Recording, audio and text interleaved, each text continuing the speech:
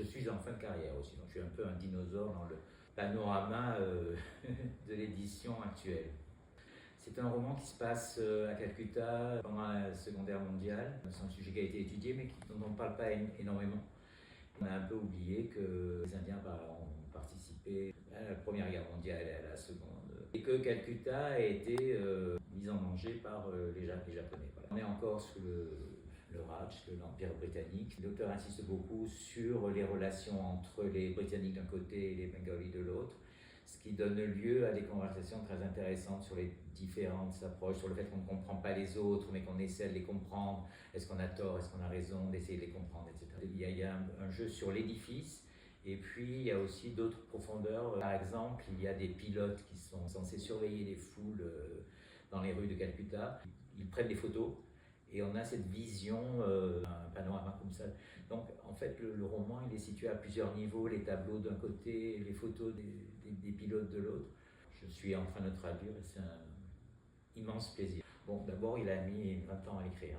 C'est pour moi un maître du roman. Il y a beaucoup d'humour, il y a beaucoup de second degré, il y a beaucoup de jeux de mots. En fait, l'auteur, en filigrane, parle aussi du travail du romancier, au point que j'ai l'impression d'être un élément qui s'ajoute, et puis après j'imagine le lecteur qui s'ajoute encore. Je trouve que c'est vraiment une maîtrise de l'art romanesque que j'ai revendu, et j'ai traduit plus de 200 romans. Ce que je recommandais pendant longtemps, mais je crois que ça vaut encore aujourd'hui, par exemple un auteur qui s'appelle Sudhir Karkar.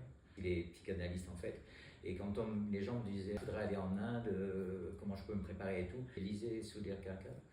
Comme il a accès à la psyché européenne, on va dire, occidentale, et à la psyché indienne, il donne des clés de lecture. Après, on a des auteurs comme Jeet Thahil, qui est une génération plus proche de nous, et qui a écrit par exemple Narcopolis. Et là, c'est un monde où le côté psychédélique, on va dire, de la drogue se confond un peu avec la folie de la mégapole.